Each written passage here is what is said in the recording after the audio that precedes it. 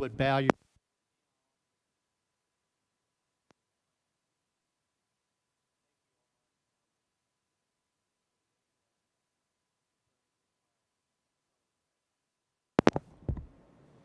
It's not. Can you hear me now? Is it working? We pray for our fellow Texans in Central Texas who have suffered all the catastrophic flooding. Our hearts, our prayers, and support go to them. We ask for your guidance in all the many topics our nation has to address, both nationally and internationally. Pray for the state of Texas, all the topics and issues that are confronted for our state. We pray your blessing on the United States of America, our state of Texas, and our city, Haslett, Texas. Amen.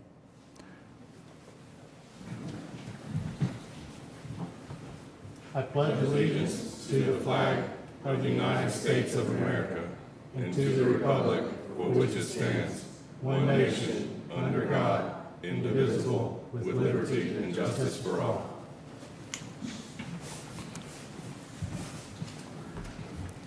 Citizen participation and comments. Do we have anybody who would like to address the council? I have two speakers signed up for items that are later on the agenda. Very good. When we get to those items, bring that to my attention again. Items of community interest. Summer reading program will conclude Thursday, July 31st. City Council budget workshop will be on Saturday, August the 2nd, 2025, from 9 a.m. to 5 p.m. A special City Council meeting will be held Monday, August the 11th, 2025, and that is as well related to the budget. One other is that's not on here is the mayor was nominated and elected to the North Central Texas Council of Governments Executive Board last month. It's a privilege to get to work for with those folks. Some 18 board membership serving an 18 or 16 county area, addressing many topics. So it's my pleasure to contribute. Administrative reports. Mayor Halsey. Excuse me. I'm anticipating a question already. Just no, a second. no, sir, not on the administrative reports. I wanted to say congratulations and also to point out that to thank the city staff and the Parks Board for an amazing Independence Day celebration event. It was wonderful. Oh, with regard to the community events? Yes, sir. So just Very wanted to good. just thank them for that, and it was a great job as usual. Very good. Yes, they did do a good job. And there were many, many compliments by attendees. To note with that, we had the highest number of vendor turnout that we have in the past, which will lead to some management program of vendors. Nonetheless, with the reports that you have, you'll note one item. It's 5I Development Report, formerly known as the Economic Development Report, where we distinguish between what is Development Report and the Economic Development Report, and what has been presented to the council all this many times is purely development activities. And you'll notice that the format has been changed somewhat. And Mr. Schwenke, thank him for that artwork. Nonetheless, does the council have any questions on your reports?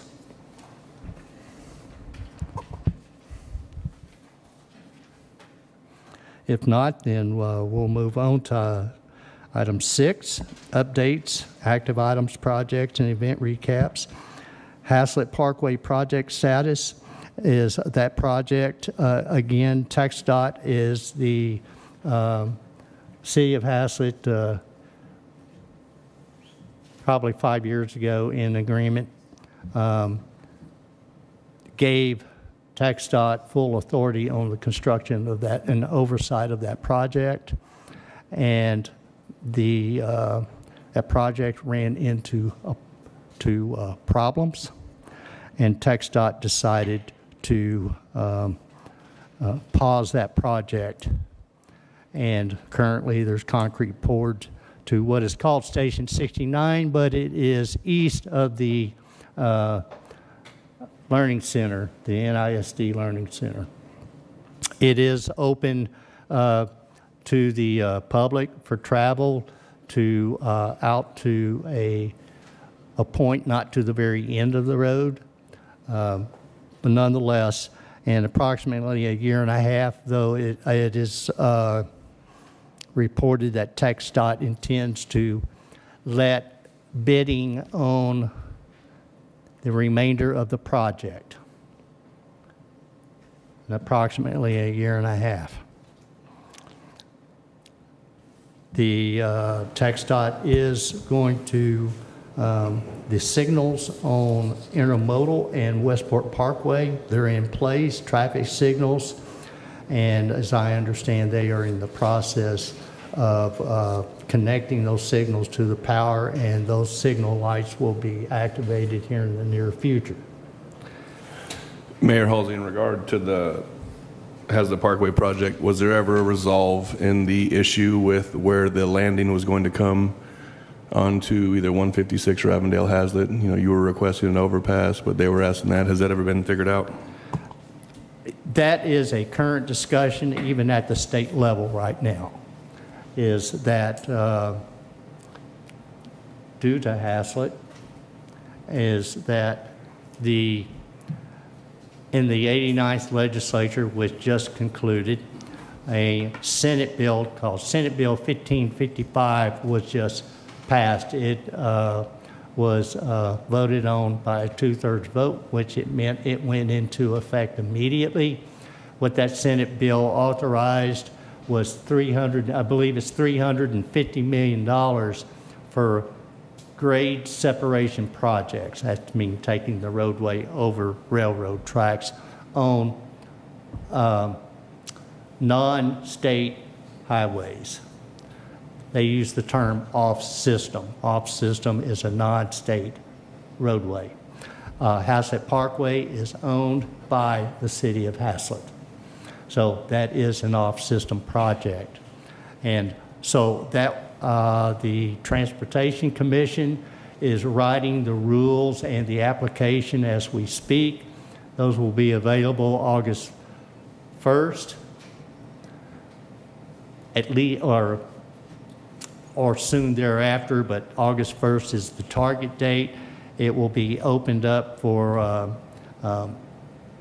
municipalities and others to apply for. And there are the need that Hazlet, Texas has right now is known at the state level.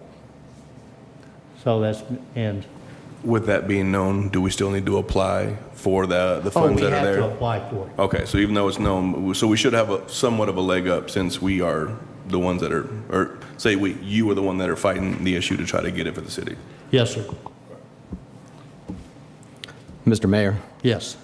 about that project, if there's any way that we can speed it along, that is, I know there's only so much we can do, but it's an incredibly vital project with not just people outside of Hazlet, but Hazlet people in particular, because especially when the new high school opens, everybody from the west is going to have to come this way every morning, and we already have to travel across the train tracks every morning to take our kids to school, to Worthington and to Hazlet Elementary, in addition to all the people that are trying to commute to work. And so I hear people all the time talking to me about, we've got to get a bridge, we've got to get a bridge, we've got to get a bridge. And so if there's anything we can do that can speed that up, even if I need to drive it to Austin, I'll do it. And you make a very good point, and I agree 100% on that, everything that you've said. This Hazlet Parkway is a regional roadway. It is a major regional east-west corridor, though it will offer considerable convenience for Haslett residents that live within the corporate limits. But that primary use will be for about 100,000 others, literally, that's on the west side of Haslett, Texas, which is the city of Fort Worth residents and county residents.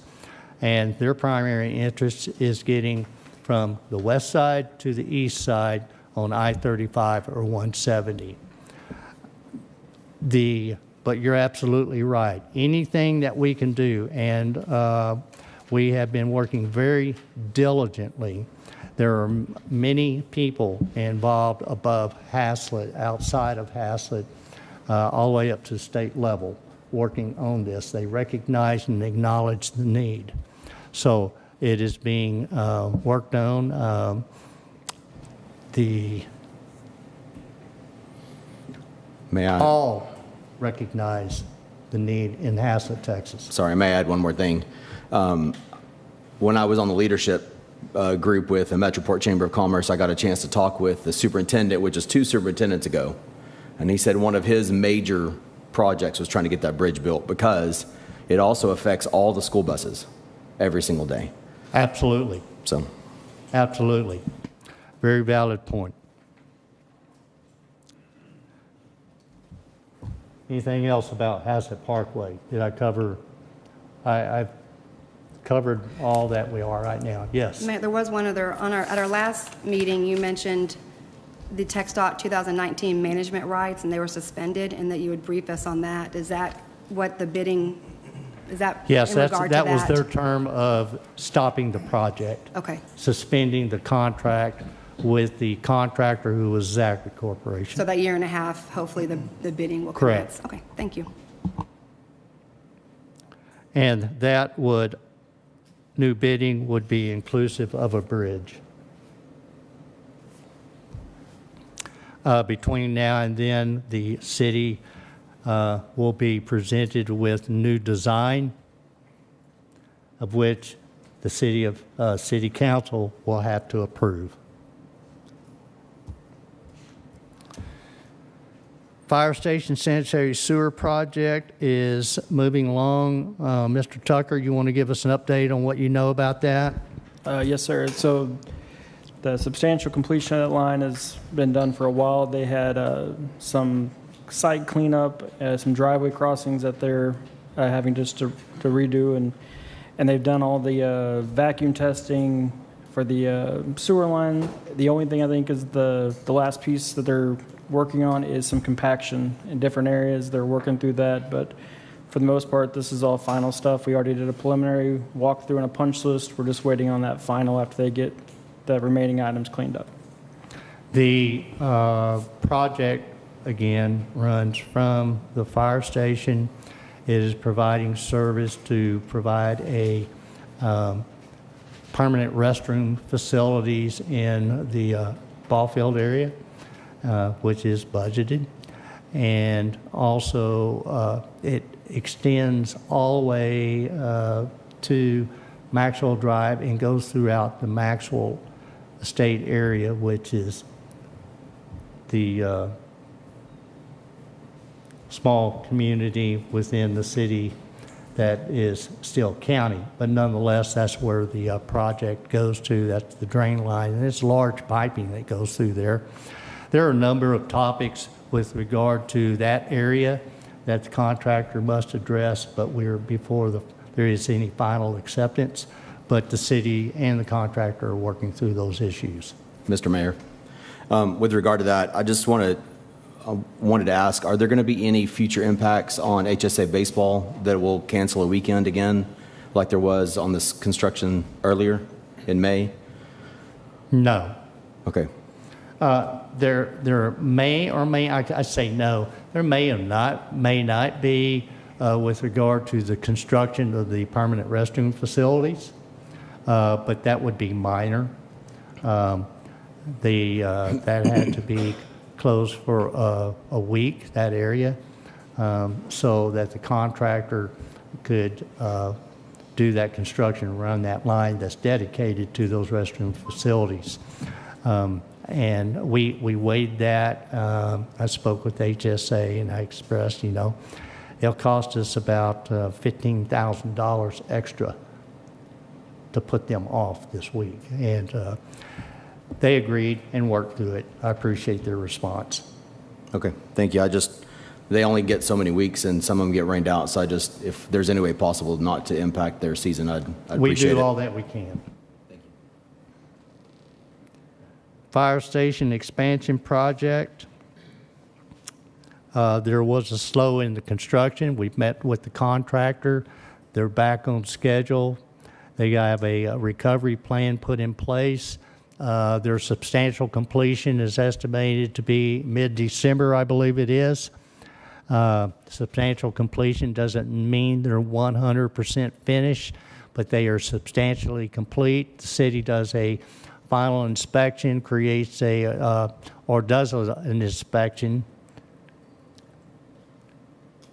I'll call it a final inspection. We are out there constantly to generate items that need to be addressed. Once those are addressed, and to the satisfaction of the city engineer and public works director and our construction coordinator, David Rogers, then we'll issue a letter of final acceptance. But again, substantial completion is mid-December, so it may be mid-January before the facility's open. I know the firefighters will be very happy to see that open.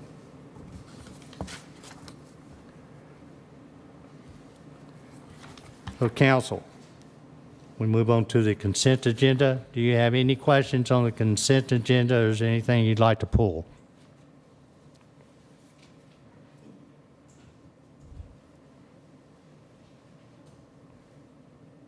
If not, may I have a motion to accept the consent agenda?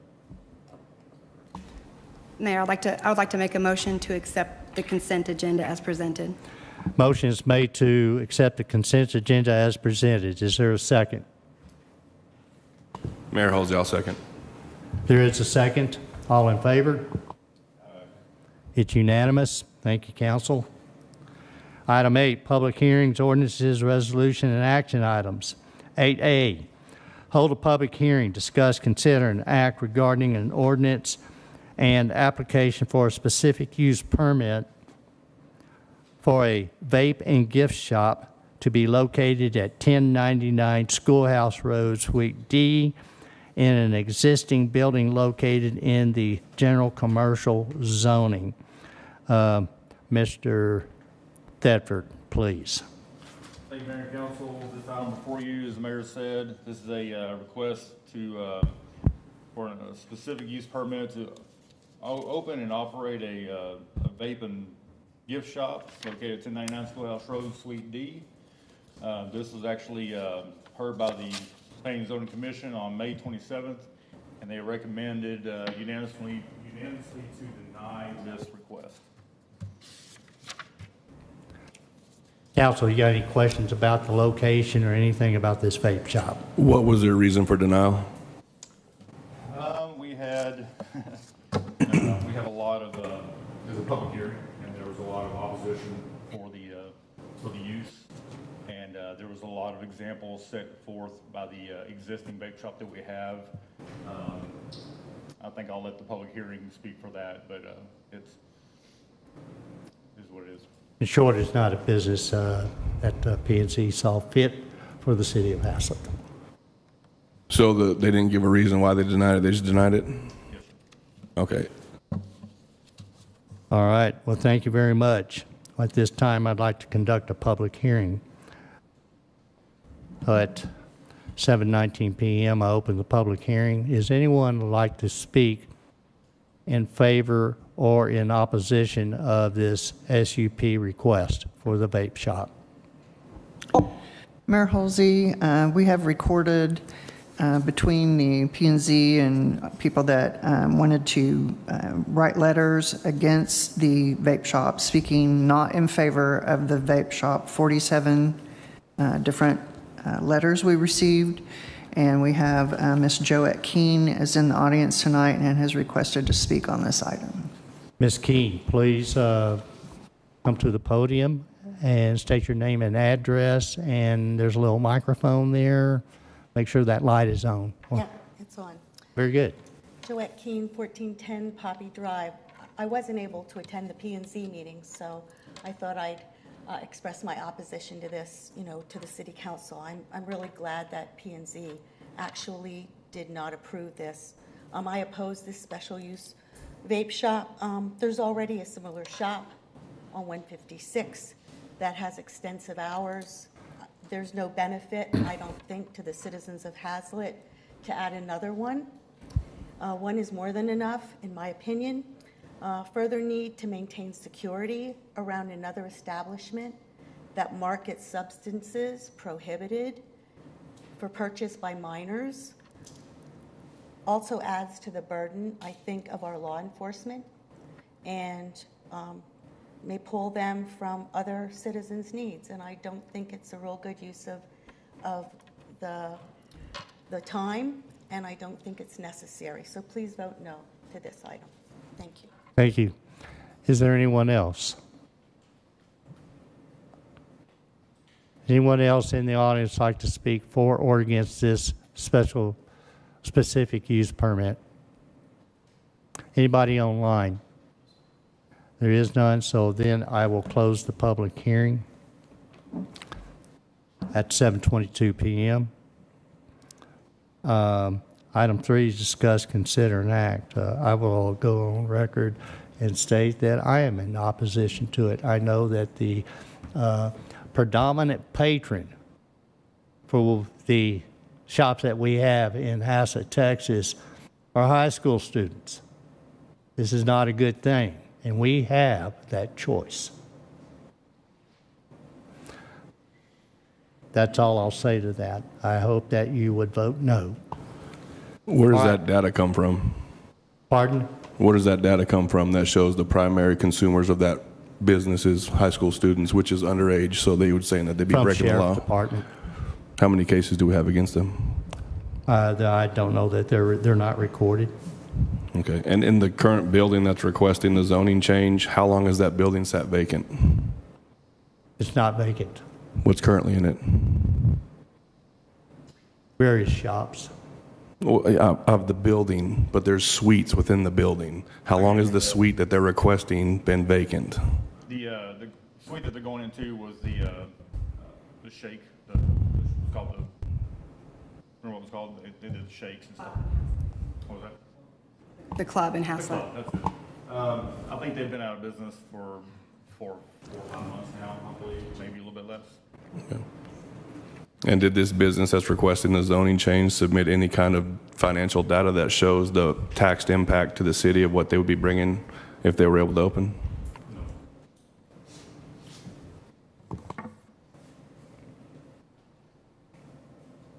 If there's no more discussion, then someone make a motion, please.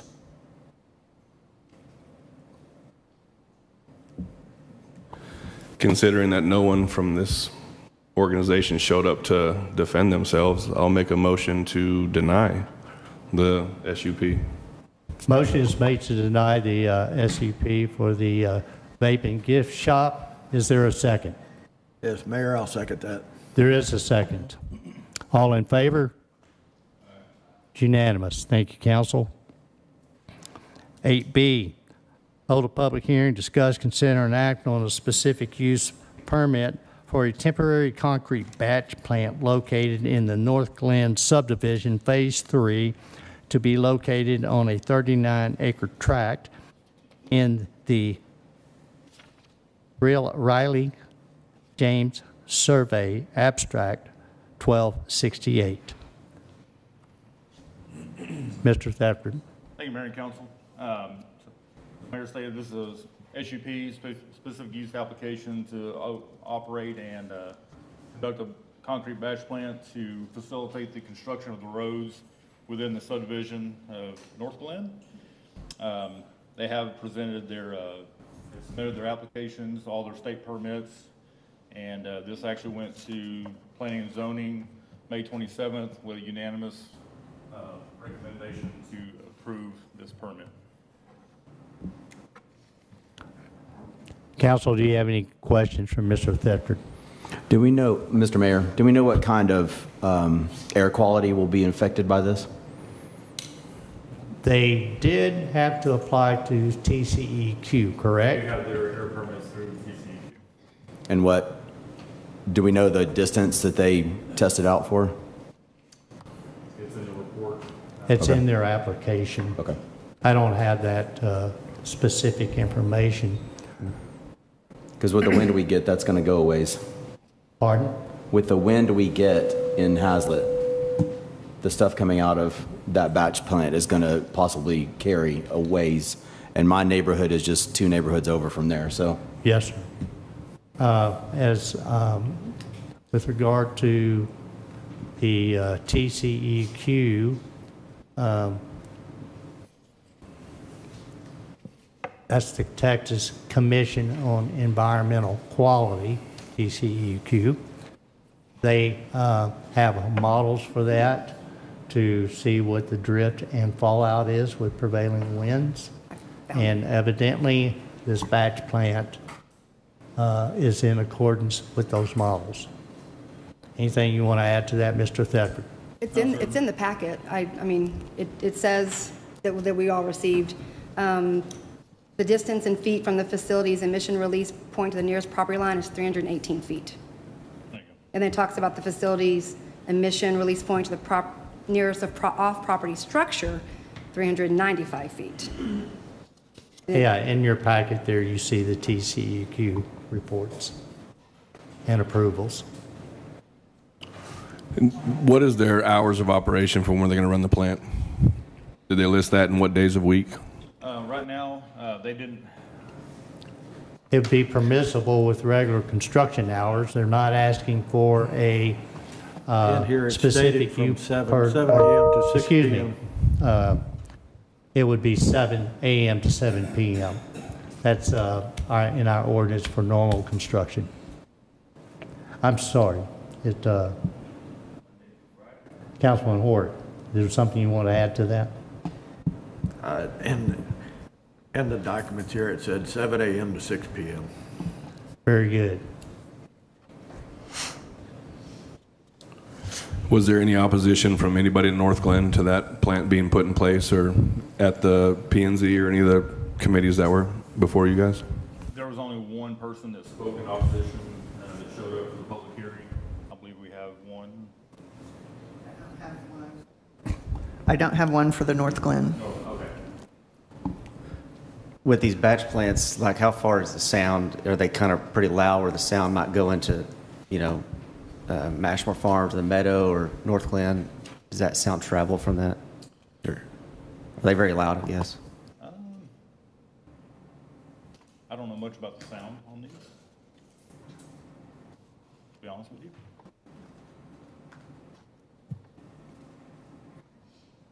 Mayor? Mayor. Mayor? Yes. Yeah, these batch plants are strategically put in the neighborhoods where they're using, so you don't have all the, concrete trucks that are, traversing the streets, causing a lot of havoc and a lot of abuse to the streets. One thing I'd like to note, when the Planning and Zoning Commission approved this one and the next one, inside the motion, there was a stipulation that they could not use concrete elsewhere in the city. In other words, they had to use it only on site. They couldn't, produce it there and transport it somewhere else. Mr. Mayor, Yes. one question I have is on their application, it says that it's going to get there on 6:30 and leave on 7:04. That was the initial timeframe. Since this meeting has been carried over, they've adjusted those times. So it'll only be there for 1 week, though, if we approve it? No, they said it'll only be there for 2 months at the real most after. And the ordinance allows them to be there for 90 days. So that's the length of time that the ordinance would allow it to be.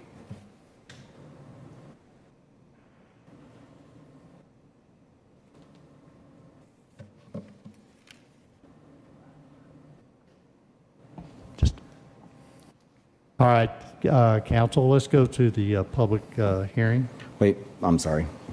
May I ask one more Did question? you have another statement? May I ask Please, one go more ahead. question, please? Yes. If we don't approve this, what would the impact be to that company or to the construction or? The impact would be they would have to truck all their concrete in with concrete trucks. Do we know from where? No, I don't know from where. Okay, thank you. All right, at this time, let's, 7:31 PM, let's open the public hearing on this specific use permit. Is there anyone like to speak pro or con with regard to this specific use permit? Yes, sir. Please come up and state your name and your address. Yeah, my name is Douglas Scott. I live at 313 Arbor Lane. So my house backs up right to that road where I have that eyesore, that plant sitting right there. Now, everybody tells me that plant has not been approved, but I don't know, maybe I'm the idiot that says that if it's not already been approved, no company is going to spend hundreds of thousands of dollars putting the plan in place and then putting all the equipment, all the minerals in place to run the plan. Okay? Maybe that's me. I wouldn't do it because it's a waste of man hours and it's a waste of time and energy. Okay? I live right there. Since they started that construction over there, I'm spending more money cleaning my pool and everything else. So yes, I'm opposed to it. Because now what happens when they start running that plant and that cement dust gets in the air? Who's going to be responsible to fix my pool if too much of that cement dust gets into my pool? Can anybody answer that question? No, sir. No, nobody can answer that question. So I'm on the short end of the stick for that. So when that cement screws up my pool, I'm on the short end of the stick on that one. All right. So they talked about Monday through what? Monday through what? Or they're going to be running that plant. And they said, oh, the cement truck's running on the road. What's the difference between that cement truck running on the road and all the 18-wheelers that run up and down that road? What's the difference? So we understand, sir, you're in opposition to this. Yeah. So Very good. What you sat there and said, so they don't run the cement trucks. What's the difference between the cement truck and all the 18-wheelers that run up and down that road? Is there a difference? Sir, we're not deliberately not replying, but in a public hearing, we do not reply. Okay, well, I'm just saying, he wants to put out a point on why they're putting that plan up. But like if there's a difference between every 18-wheeler that stops right there by my house, every time they run that train, so there's a difference, like there is no difference between running an 18-wheeler up and down that road and then running a cement truck up and down that road, then like somebody please explain to me what is the difference? So there is no difference to me. It's an 18-wheeler. They both have the same weight capacity. The weight capacity of that road is for a specific type of vehicle. I'm spending extra money anyways. Yes, and I want to make it very clear, Mr. Swanky is not recommending one way or the other. That's not his job. So I just wanted to point out that fact, since he wanted to point it out. That's what I wanted to point out, that there's the same thing there. The road capacity still handles that. It'll handle the cement trucks just like it handles like 50,000 18-wheelers that go up and down that road in the same week. Understood. Thank you, sir. Is there anybody else that would like to speak for or against this specific use permit? Is there anybody online? At this time, I'll close the public hearing at 7:35 p.m. All right, council, it is yours. Well, Mayor Halsey, in regards to the road traffic, as the gentleman is saying, there are 18-wheelers that run irregardless. Now, there would be twice as many that are going to be running, and for coming in and out of that complex, I see pluses and negatives to both sides of this.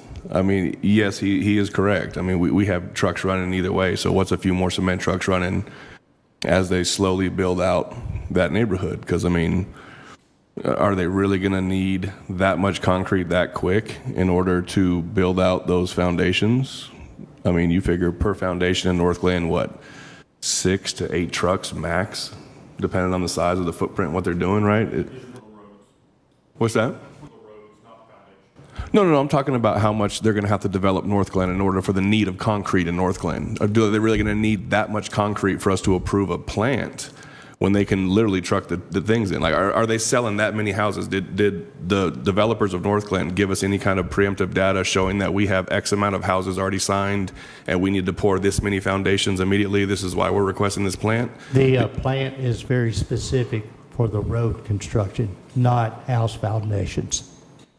Which road construction? For the streets? Subdivision road construction. So they're going to be going quick. How many trucks are they estimating if we deny their permit? How many trucks are they estimating that are going to have to come in and out to go, complete all the concrete that's in there? I did a quick analysis before I came up here, and each 18-wheeler truck produces anywhere from 6 to 8 concrete trucks worth of material. Okay. No, I mean, for them, if we don't approve the plant and they have to truck in by cement trucks, how many cement trucks for that how many cubic yards for that whole project?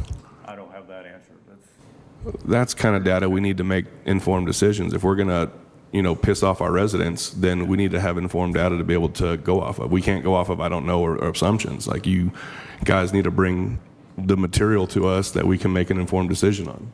They give us a time frame of what they'd be working at. It wasn't a volume. Then in this instance, I would like to make a motion, Mr. Mayor. Please.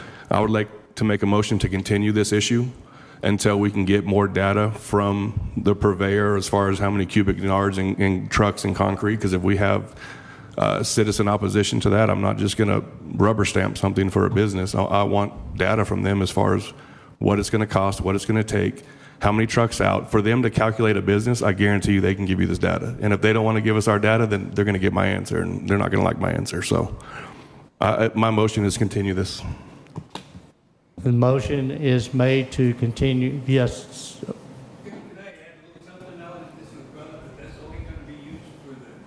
Please come up to the podium. State your name and address. My name is Tom Coleman, 301 Arbor Lane. I'm right across the street, right at the entrance to Blue Mountain entrance to Ashmore Farms. So I'm right there where this is going to be. And we put up enough with the dirt construction there with no dust control. Okay, that's done. Now we put up with the dust from the cement plant, but that's only for the roads. So we're still going to have all the cement trucks coming in for its foundations. What are we gaining there? And your comment is for or against this plant? Well, against if it's only going to be for half the cement use, so we're still going to be trucking in. Why only do half? Why do anything? That is their decision. Yes, sir. In the back, please approach the podium.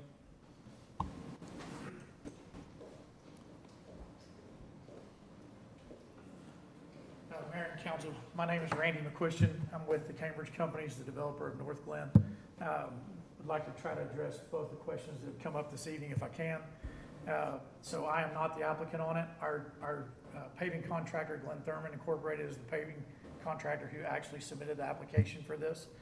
And just a couple of things that I've heard that I want to just try to address real quick is that typically a batch plant permit doesn't go through this type of question and answer. That we don't normally receive that from any of the municipalities we're in. I'm not saying that they're out of line or anything like that. It's not my point.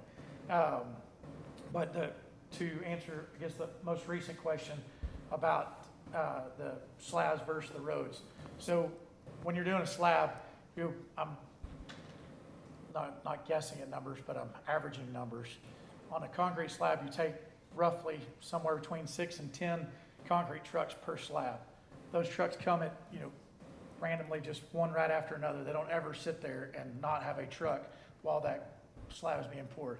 Because typically there's a pump truck that's sitting there that's pumping the concrete from the street over to the slab. And so it's an ongoing process right then. Paving a street is a totally different scenario. There's a placer that's sitting there when they're actually paving the road. That placer ferries concrete out to the machine that's actually laying the road. That paver has a for lack of a better way of saying it, a bin on the back of it. That bin takes on way more concrete than what a single concrete truck can put into it. And they literally would have to just have one truck right after another.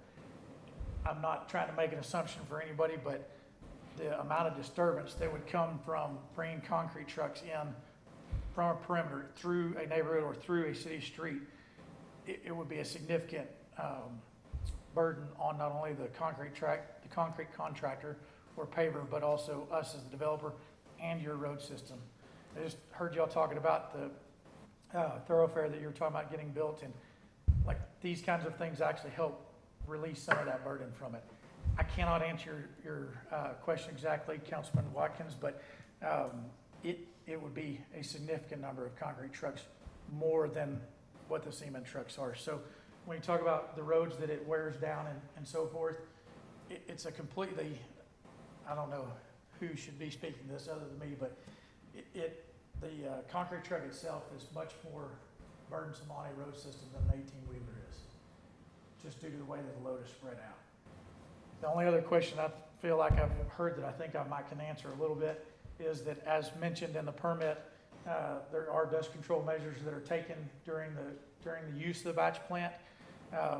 TCQ requires the batch plant operator to do that, and they actually adhere to them. The only thing that I've ever heard issue with that people have complained about, and this is doing developments all over the North Texas, the only issue I've ever heard people complain about, and it's actually a non-issue, but it is the scariest looking one, is when they're liming, the vapor that comes out of the top of the line, it's just what they call a lime pig. It's a big trailer.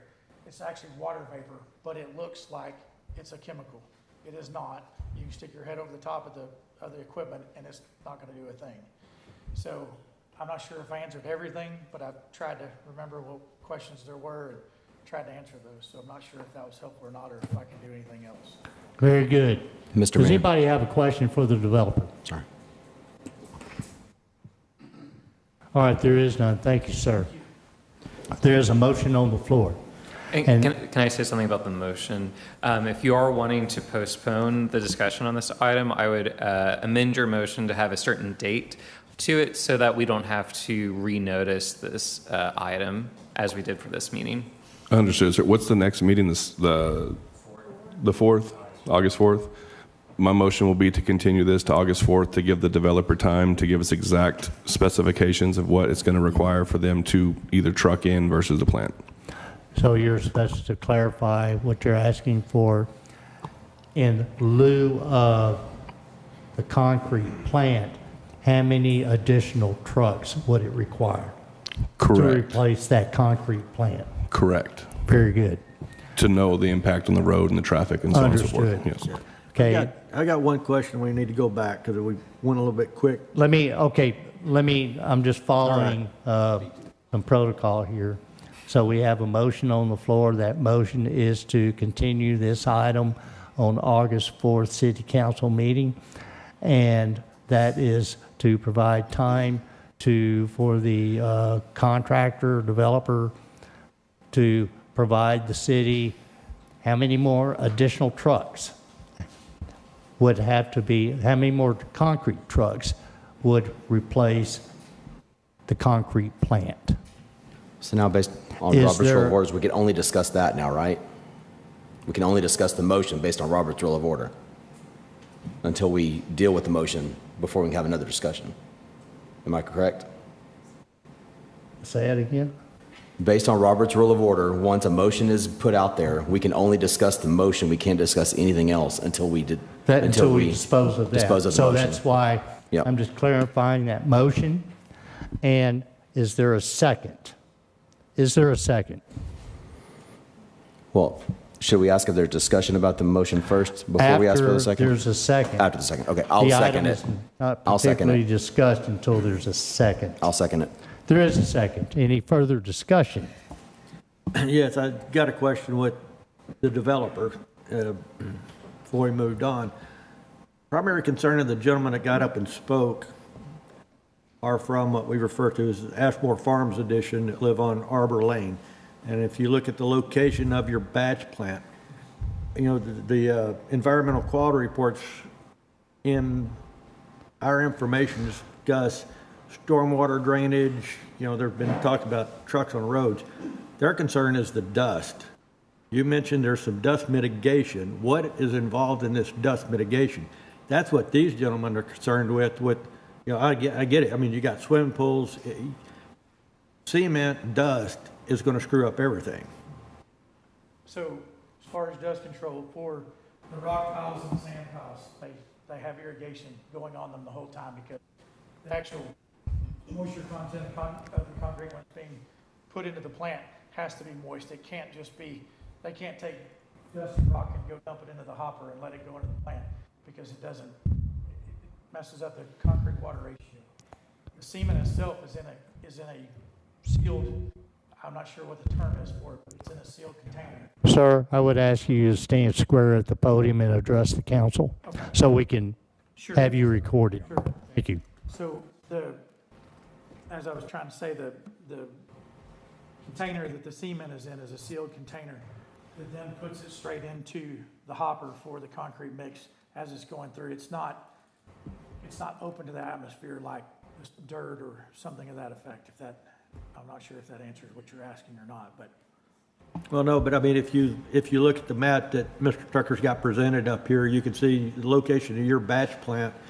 And I think two of these individuals here live actually on Arbor Lane. So, you know, predominantly in Texas this time of year, you have a southerly wind and they are due south of your batch plant. And that's their main concern is they already, well, the wind's going to be blowing out of the south. Yeah, you just, sorry.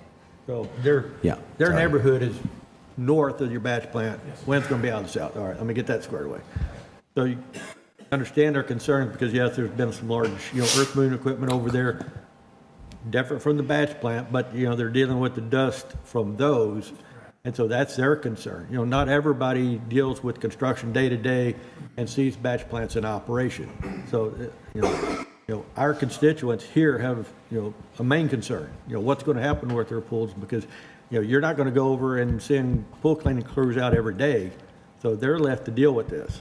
So that's what they're trying to understand. Are they going to see some impact from this operation? I may make a suggestion that on August 4th, you bring the concrete contractor, and he is very familiar with the dust or debris mitigation that's in place. Very good. May I wait before you, Yes. don't go anywhere. So when you mentioned that the trucks would be coming in, concrete by truckload, they would not be going up Blue Mound, correct? You're saying they would be going through North Glen I cannot answer neighborhood? that. They have routes that they're required to go down or have the ability to go down based on their loads, and I don't know what those are. Because that's something else I'd want to know if they're coming in through the neighborhood or they're going in up Blue Mound Road. I would imagine, I'm just making a guesstimate right now, they have a construction entrance off Blue Mound Road right now. I would imagine that would be the route they take.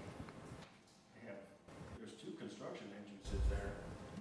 They got one off of Blue Mound, and then they also have a second one that they don't use a whole lot, but there's still a construction entrance which because I was going to have a house built there. Is that off of Blue Mound or off 156?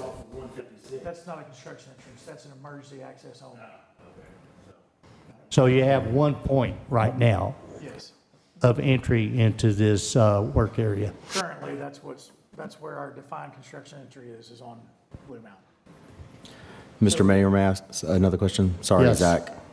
You were ahead of me. You okay?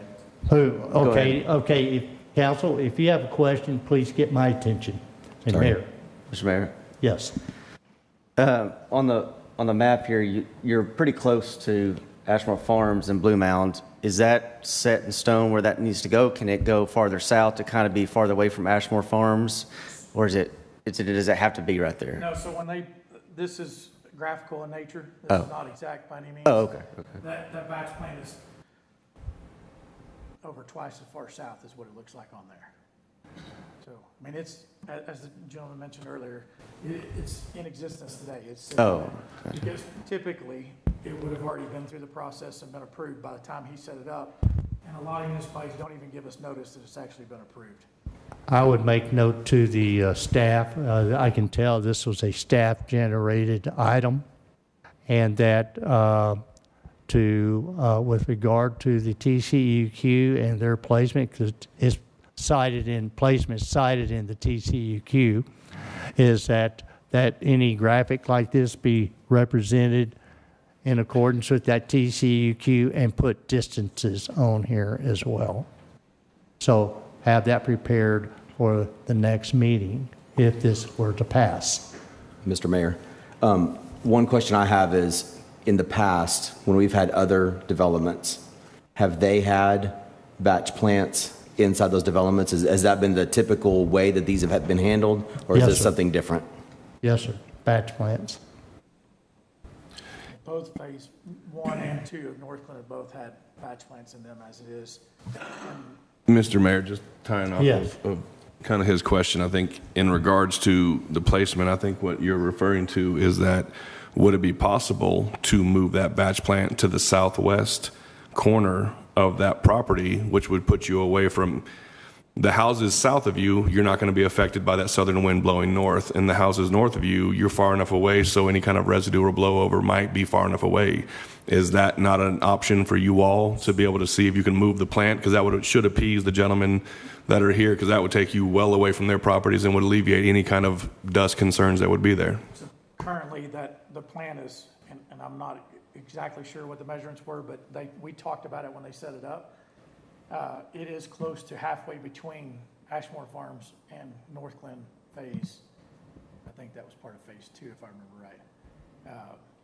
So the problem is we get to a pinch point, as we start trying to move it southwest, we start getting to a point where we're getting close to phase 1 or phase 2, whichever phase that is that abuts that area. We start getting really close to it. Again, but the winds blow north at this time of year. So in the request, that would actually not come into phase, because the noise isn't the complaint from anybody that's out here. So, just from kind of judging the error in the room, I would see if that's an option, because that would probably be a good option for y'all to be able to get us to approve it, if you could come up with another suitable location for it, maybe. And one thing just to note, the majority of the materials are already on site, as was mentioned, both the material and the actual plant itself. So, Not to be a jerk, but that's not our problem. totally understood. I just 100%. Y'all jumped the gun. That's your fault. That's duly noted for next again, I'm time. not the applicant, so No, I understand. You're right, but you pay his bills, though. You sign his check. So you're tied to him enough. my reason for bringing it up wasn't for that reason. My point was, as far as traffic goes, a lot of that's already been dealt with. So Mr. Mayor, I call the question. Question is called. There's been a motion and second to have this item taken up on August 4th to give staff and to give the developer and contractor time to deliver to the city the data requested. All in favor? It's unanimous. Thank you, council. 8C, discussed and hold a public hearing, discuss, consider, and act on a specific use permit for a temporary concrete batch plant located in the Sweetgrass subdivision, Phase 2, approximately 300 feet north of the intersection of Greenbrier Road and Cedar Court. Mr. Thetford. Thank you, Mayor and Council.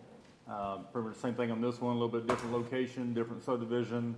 This batch plant will be in place to construct the roads throughout the Sweetgrass subdivision. This did go to planning and zoning May 27th with unanimous recommendation to approve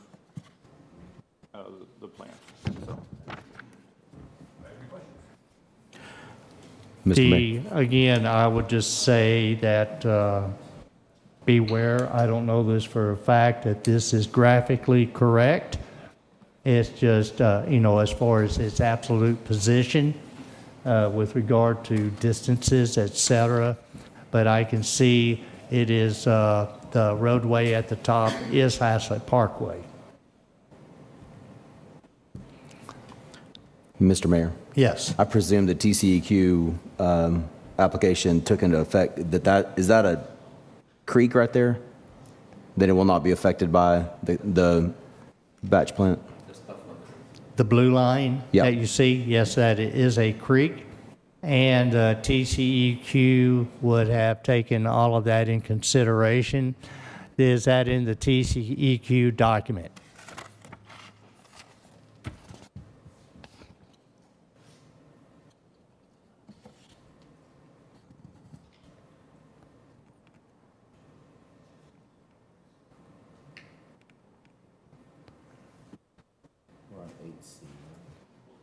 Yes.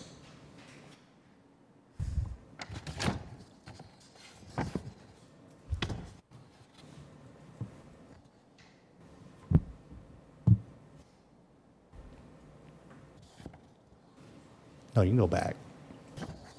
Stay right there.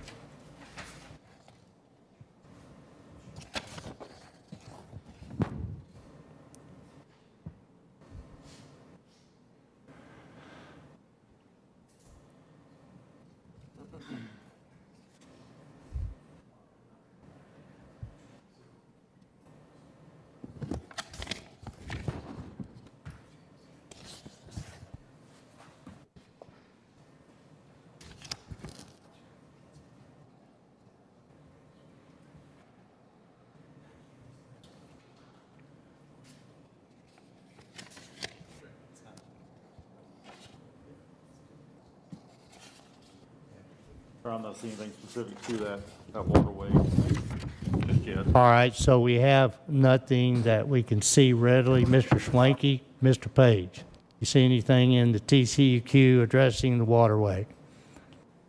Not to waterways, but there is a question. This is page 233 of the agenda packet, page 5 of 7 of the TCEQ application. Question number 11, is the facility in compliance with all other applicable state or federal rules and regulations?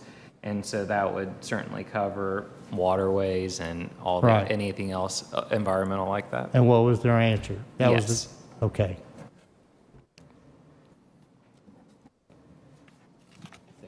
It also lists the number, the distance in feet from the facility's emission release to the nearest property line is 426 feet.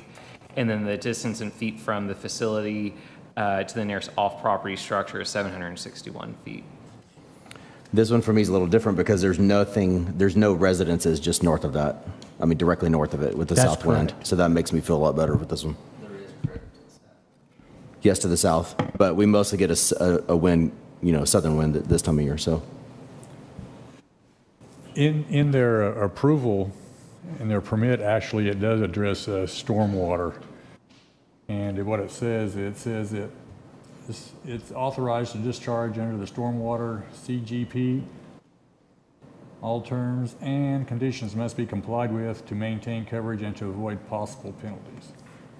And so they're required to put up an SWP. We can hardly hear you. You speaking to your mic? Or bring your mic over. Yeah, thank you. Okay. Yeah, in the second paragraph of the actual permit from TCEQ, they address stormwater. The whole paragraph's dedicated to stormwater and making sure they have their SW3P up, their stormwater prevention plan, and also how they have to discharge it and have to comply with all the state regulations. Very good. All right, then. That would, I'll say, end our presentation. At this time, I'd like to conduct a public hearing at 8 p.m. Open the public hearing to anyone who would like to speak in favor of or against this specific use permit. Mayor, we did have one letter in opposition. It was asked to be read. It's from Laura Schlotteroff at Please go ahead. 1195 Wild Senna Way. And this was, she wrote a dual letter for both the vape shop and the batch plant. She says, I do not want the batch plant installed near Sweetgrass. I live right next door in Caraway, so chances are dust will blow our way. My father has a lung disease, and this would be harmful for him. Thank you. Very good. Is there anyone else in the audience who would like to speak for or against this item? Is there anybody online? Ms. Schlotterhoff is online, but she has not signified she wanted to speak further than the message she Very good. provided. So we read her opposition in as a matter of record. At this time, 8:01 p.m., I close this public hearing. Let's go to discuss, consider, and act. All right, council, it's to you. Mr. Mayor, Yes. this is for the roads they had to tear up. They're having to re-put in the new roads, correct? What is specifically for the batch plant for? Is it primarily for the street repair, reconstruction? Yes, sir, that is for phase 2 of Sweetgrass, the roads that were tore out that they're gonna have to replace. Okay. I also noticed this, they're only going to be there for 1 week. Is that correct? That's what I see. This is the same answer as we got as the Oh, other one. okay, the time will Since this one change. had to be postponed or reheard, they're pushing their time frame back a little bit further. But it's for a period of 1 week. What is the period of the batch plant operation, do we know? The ordinance allows it to last for 90 days, but in their application, they list they only need to be there So- for approximately a week. So will they be held to that 1 week time frame? That would be from the state, and so their application with the state. And so our ordinance, the SUP would allow them to be there for 90 days. If you want to lower it, 90 days is just a placeholder. So if you want to say 30 days, you could certainly, put that in your motion. We could put that stipulation in our motion? Okay. Yeah. Okay. I was going to say, we can adjust the Thank you. time frame in the motion, right? Okay. Right there, right? Zach, you live right there, right? Excuse me. Sorry. What's that? Am I allowed to ask him a question? Ask who a question? Zach? Well, there's not discussion between, Okay. ask your question. And I'm sure Councilman, I'm pretty sure that at least one of our councilmen lives like right there. So I was wanting to know if he might have some perspective on how this all might be okay or not okay to have that there, the location. who is that councilman? Please, can you address that? You gotta turn your mic on. My property's on Berry Drive into the cul-de-sac right there. That property, and I feel like it's far enough northeast of my property to not get a whole lot of dust. And, I do have a pool, but I do think that that's far enough away that I don't have a complaint about it right now. I think it should be fine. Very good. Very good. What do we think would be an appropriate time frame? I'd like to make a motion, but I don't want to allow 90 days for it to be there. I'm just thinking out loud in that they have evidently said they need a week. Right. You could run into real problems with a week, but I always know in construction things happen. I was thinking 2 weeks I would be would fair. allow them a month, Oh, you think 30 days? 30 days. They can get what they need to done in 30 days, and believe me, is that, and ask the developers, they want those people in and out as promptly as possible because it's costing money every day.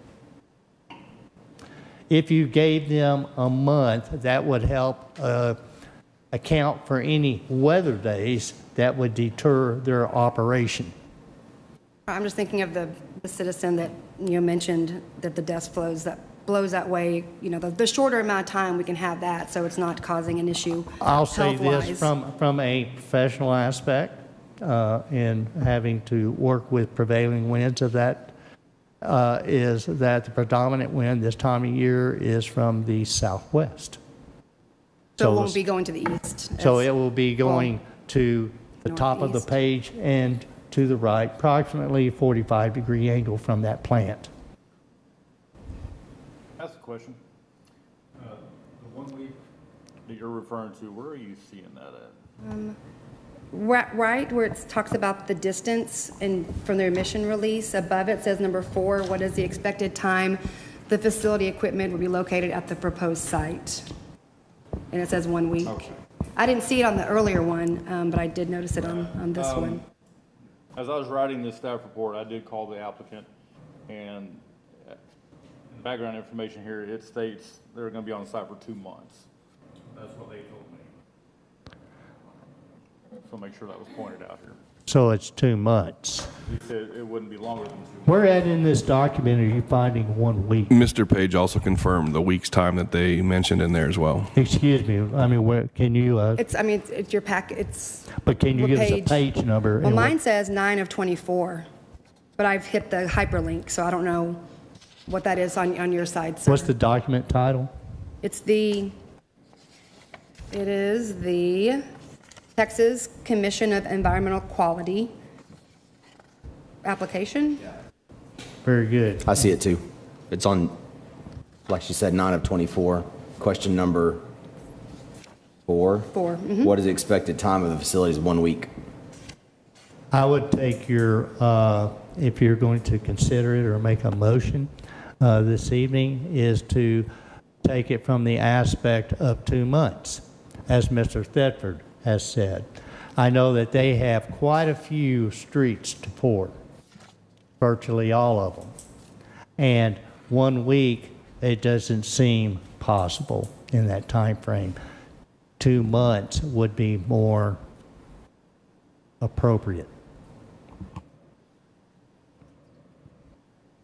So if you're going to entertain that, have in your mind a 2-week presence, or 2-month presence, rather. Mayor Halsey, is there no one here from the developer or the concrete company to speak on their behalf to Is there clarify anybody anything? here from Sweetgrass to address this topic? No, sir, there isn't. All right, so we'll go with their TCEQ application of a week then, because sounds like they need to learn a lesson, or at least stop wasting our time and show up and inform us appropriately. I don't know that I'd recommend that, in that if you approved it for a week, it does nothing. You might as well disapprove it or continue it as you have the previous one to the next meeting until they can get that clarified. Is it a week? Which I know, I'm quite sure it's not. It would be 2 months.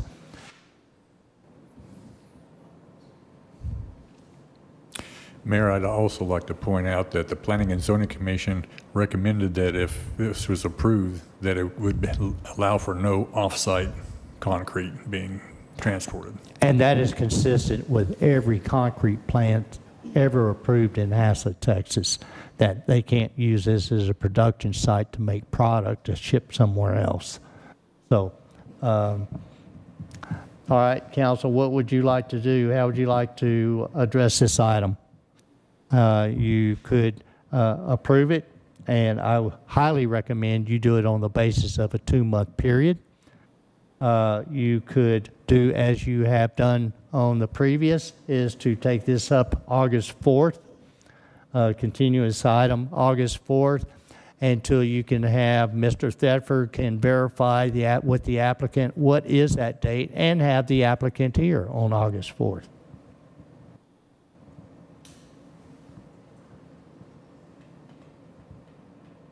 Or you can just disapprove it altogether. But then again, it's concrete trucks. I think I would feel more comfortable approving or continuing, and we need more information, it sounds like. So I'd like to make a motion to continue to the August 4th meeting the specific use permit for a temporary concrete batch plant located in the Sweetgrass subdivision, Phase 2. Motion is made to continue this item in the August 4th City Council meeting to address this specific use permit. Is there a second? Yes, Mayor, I'll second that. There's a second. Any further discussion? All in favor? Is that a, yes, sir. Thank you. All right. It's unanimous. Thank you, council. Item 8D. Hold a public hearing, discuss, consider, and act on a noise variance request for the Haslett Fire Station addition construction site to conduct 3 early concrete pours. Mr. Thetford. Thank you, Mayor and Council. Let's try this again. This is a request from the construction company currently working on the fire station expansion site. They are proposing to do 3 concrete pours. They would like to start a little bit earlier than what our noise ordinance normally allows, which is normally 30 minutes prior to sun up. They want to start about 4 a.m. to do these pours, and they're just asking for a variance to the noise ordinance to do such work. You might have any questions? I have a question. It says to do 3 early concrete pours, so that's 3 separate days. 3 separate days, yes, sir. And after, so this is very specifically for 3 days. 3 days only. Right. Is that correct? They said 3 pours, which would equal 3 days. Mr. Mayor, I have a question. Since we dealt with this for Caraway not that long ago, what would be the other option if they don't get the variance to start that early? What would be the impact? Because for Caraway, we went the other direction and just had them do more pours over more days. Yeah, they would just have to start a little bit later. It's going to be hot when they do these pours, so they want to beat the weather. Obviously, doing concrete pours, it's better to do it when it's cooler outside. This is a city building, so I just want to make sure that they do it right. But it's clearly on up to the city council to allow this to happen. They're not starting any earlier than what the other company wanted to do. They want to do it 1 a.m. This one's at 4 a.m. So it's 2 hours set up time and start hopefully a little bit before sun comes up. Yeah, I'm just trying to consider that the meadow is literally, I mean, there's 2 houses that back up to that right there, but they also deal with the fire station noise regularly, so I'm just trying to consider. So their start would be 30 minutes before sunrise under normal. With the other option. With the standard ordinance requirement. Right. Okay. Yes. Mayor, I had a question as well. Would this company be willing to do the no backup beepers and have flaggers? That was I asked the contractor that, and he said they were not willing to do that. Their insurance would not allow them to disable. Okay, thank you.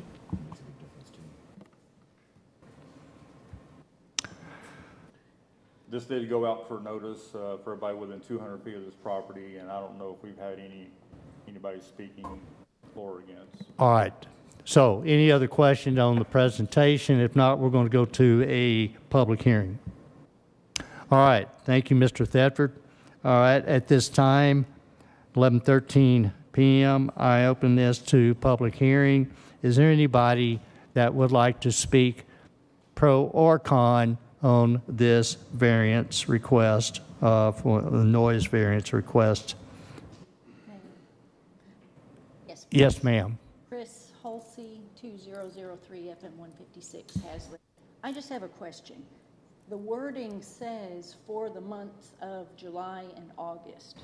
So that implies a total of 3 pours sometime during those 2 months, not necessarily 3 days in a row.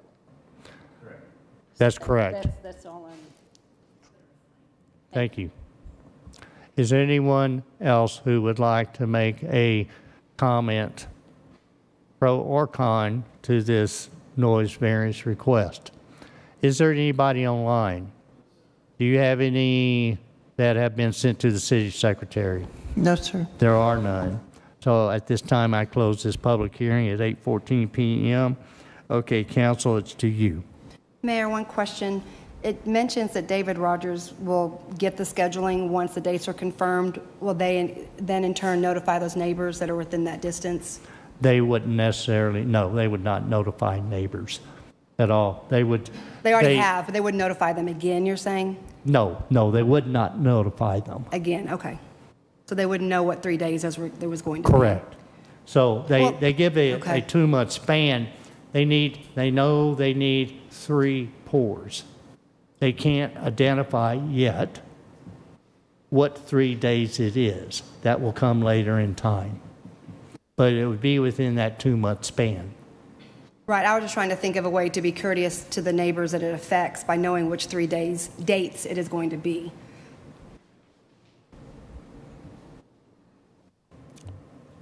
That would be the city's burden. We have to, how will we communicate that? You got the website, we could do direct mailings, et cetera, et cetera. How far out do we go? I ask that you take in consideration that advance notice to all neighbors, and what is that perimeter? Is it 200 feet from that site? Is it 300 feet? But to assume that there is no notification, that your approval of, in a 2-month period for 3 separate pours, that's your approval, or deny it. Mayor Halsey, I'd like to make a motion. Yes. I make a motion to approve the noise variance requests for the Hazlet Fire Station Addition construction site to conduct 3 and only 3 early morning pours. Motion is made to approve the noise variance request for the Hazlet Fire Station Addition concrete site to conduct 3 early concrete pours, and only 3. Is there a second? I second that. There is a second. Any further discussion? All in favor? Aye. It's all opposed. 1 opposed. So 4, 1 opposed. Motion passes. Thank you, council. I would like to have a 5-minute recess to go to the restroom facilities. So we recess here at 8:17. We'll resume within 5 minutes.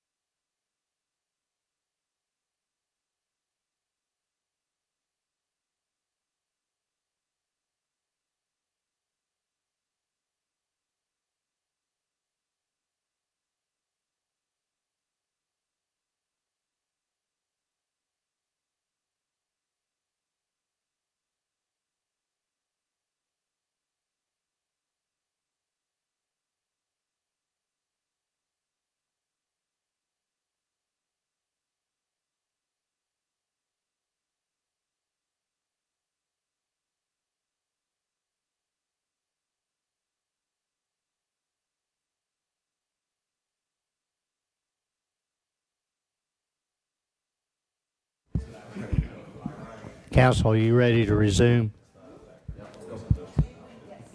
Council, are you ready to resume? Yep. Very good. All right, then.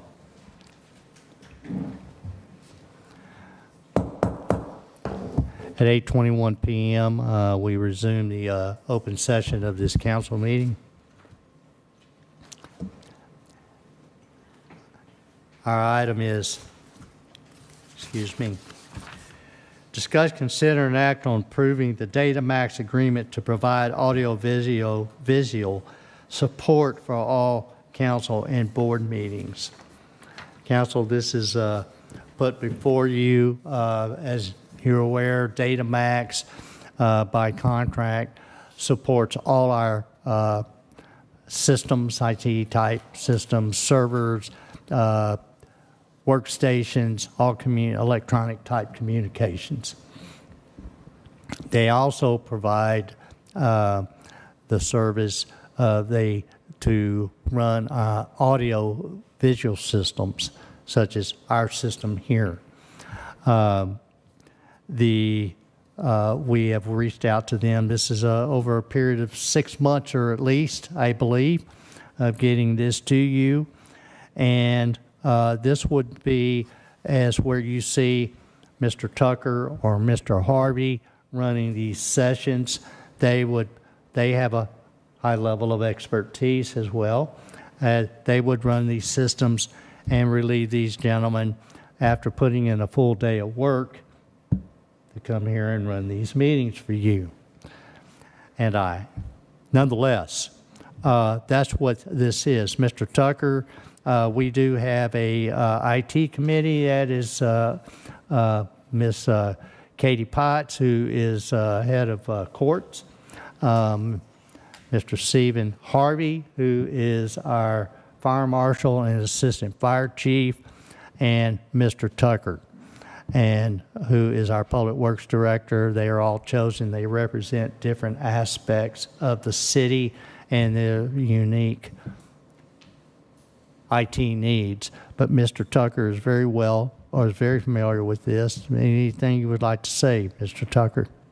Sure. One additional thing about having our IT company, their level of access is something we don't have. So if there is some networking issues or things that occur during a meeting, we would have the added benefit that they could resolve those. We just don't have the rights for security reasons to do all those, so that could add an extra layer just for performance. And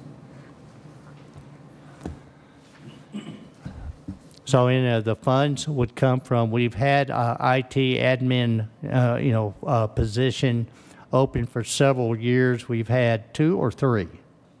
3. Three positions filled. And for some reason, these folks, we show them, here's the system. You're hired, here's one of your main responsibilities, running these meetings. But also you'll maintain our systems with our desktop systems with regard to mouse failures, keyboard systems. Datamax takes care of all upgrades and security work and all of that. They maintain all our servers and all that type of communication as well. And it never has been or even insinuated to these people, these who have filled this job, that would ever be done. And they say, great, let's go for it. And they hire on and last about 3 or 4 months and go, I really want to work on servers. I said, well, we haven't got any servers that you're going to work on. And so they leave. But Datamax does provide good service, and we're not suffering from not having this full-time paid position. And Datamax can fill that one missing piece that we have is someone to run the audio-visual systems and can address it technically while they're running it, and they are very capable of that. So the funds for a full fiscal year, it'd be $13,200, plus any additional meetings that might come up. But for all the stated meetings, our regular meetings, on all the boards and commissions. The 13,200 covers that. In our line item for this position, there is $65,000 and has been, is budgeted. So that's where the funds would come from. Just a point of clarification, you just said for a whole year it'd be 13,000, but this says just for the remainder of the fiscal year. Oh, well, you're correct. That's right. Ms. Lamb, how much is that? So 4,400 times 12. Who's got a calculator?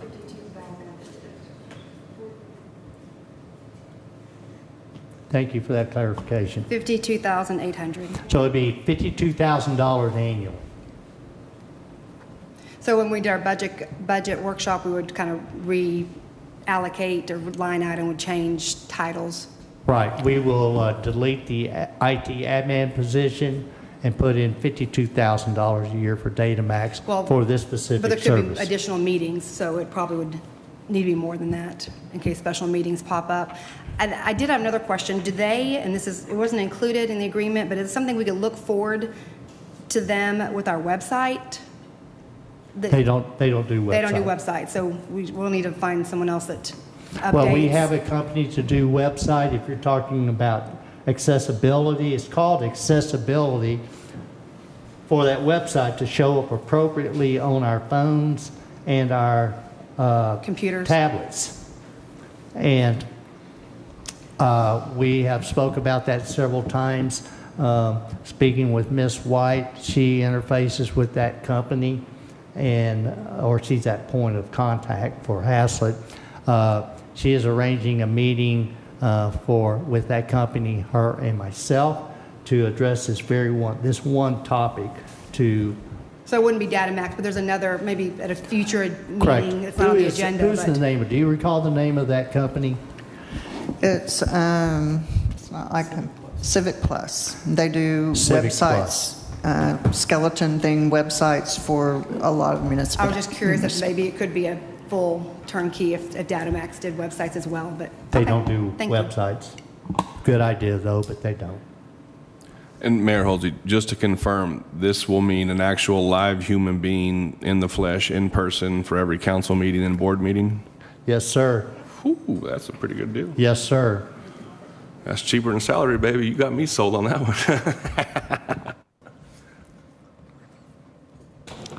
Very good. I'd like to make a motion Please.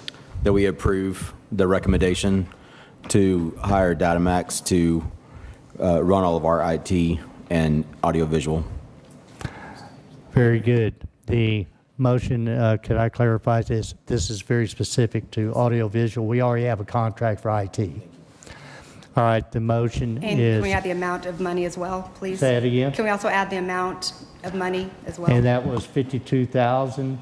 Well, are we Why doing don't that? we go or- ahead and assign the full 65,000 to take care of any additional meetings? Yeah, I was thinking we'd only do the 13,200 and then make the change. I don't know what the proper At the budget meeting. way to do that Oh, is. that'll be fine. Whatever your desire is, For sir. 13,200 for the remainder of the fiscal year 24-25, and to be readdressed at the next budget meeting. Very good. Motion is made to approve the Datamax agreement for operation of our audio visual systems during our city council meeting and all other board and commission meetings for the remainder of this year in the amount of $13,200. Is there a second? Yes, Mayor, I'll second that. There is a second. Any further discussion? All in favor? Aye. Thank you, council. Item 8F, discuss, consider, and act regarding the approval of the final plat of Lot 1R, Block A, Holy Shepherd Lutheran Church Addition. Mr. Swanky. Yeah, Mayor Halsey, members of the council, this is a combination of two tracts of land. One that has been platted before, and the southern portion that has not. If you look at the map on the screen, you'll see a property line in between the north and the south side. They're approximately 2 acres each, and the north one is zoned PI, and the southern one is zoned R2. But from a zoning standpoint, churches for the most part, go anywhere in the city, so that really doesn't become an issue. If we can go ahead and look at the plat, there's several things I just want to note on it. There's a easement down the middle of it that was dedicated when this plat was, the northern part was first platted. That will go away. One of the things that we asked them to do, and they obliged us, is put a 25-foot utility easement in the front from the right-of-way line to allow any kind of utility improvements that we may have in the future. The Planning and Zoning Commission at their June 24th meeting approved this plat unanimously and with a recommendation of approval. Council, do you have any questions for Mr. Swanky? All right, then. Thank you very much. All right, let's go to discuss, consider, and act. Council is yours. Mayor Halsey? Yes. I would like to make a motion to approve the final plat of Lot 1R Block A, Holy Shepherd Lutheran Church Edition. Motion is made to approve final plat of Lot 1R Block A, Holy Shepherd Lutheran Church Edition. Is there a second? Mayor Halsey, I'll second that. There is a second. Any further discussion? All in favor? Aye. It's unanimous. Thank you, Council. 8G, discuss, consider, and act to appoint an alternate board member to serve as a regular member on HCEDC. So that Ms. Laura Slaughterhoff currently serves as in an alternate position of place 8, and there is a vacancy of place 4 on the regular membership, and request that the council appoint her to that place 4.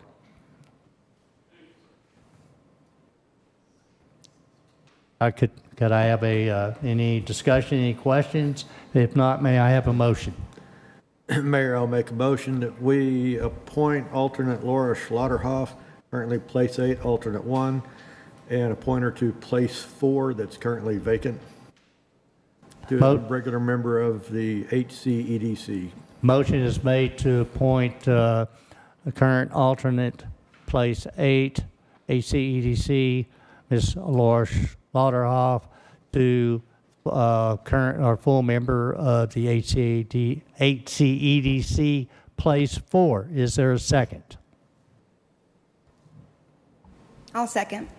There is a second. Any further discussion? All in favor? Aye. It's unanimous. Thank you, Council.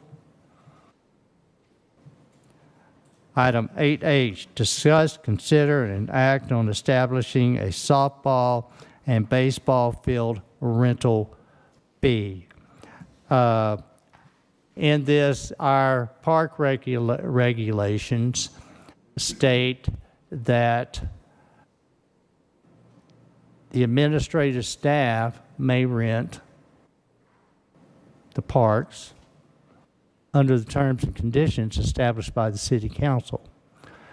That is described in what would be our codified ordinance Appendix A fee schedule, subsection 6.1E, rental of city facilities.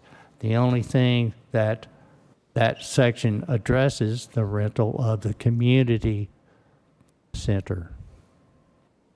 It doesn't talk about any parks.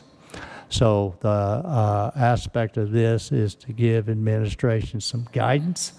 Very specifically, the guidance would be pointed very specific to Nance Field. That's the only thing that's being requested at this time.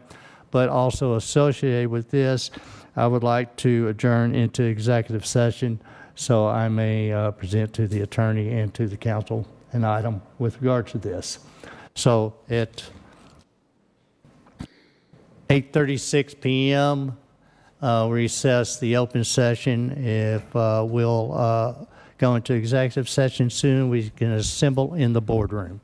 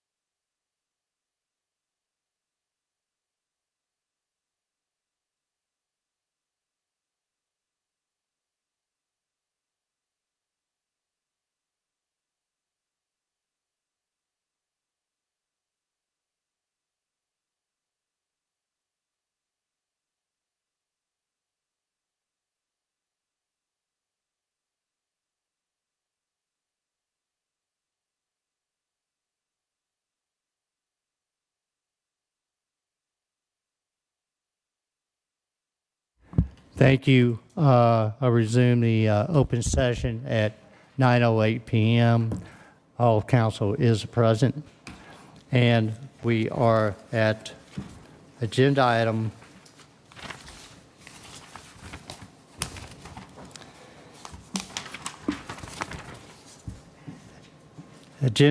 H, discuss, consider, and act on establishing a softball and baseball field rental fee. In the handout that I gave you, as well as if you'll slow down, can you just pull this down so we can see the title of the page? There you are under park regulations. Okay, you can go to the highlighted area. It stipulates that rental of parks shall be permitted through city administrative staff on terms and conditions periodically established by the city council. Okay, if we could go to the next document. All right, this is under administrative fees in our Code of Ordinances. And under rental of city facilities, the only thing that is terms and conditions are stipulated for is this community center. And so, therefore, we have brought this item to you to give administrative staff terms and conditions very specifically with regard to Nance Field, not all fields or all park areas. This is very specific to Nance Field only. This could be for interim purposes, your guidance. And so that would be the purpose of this.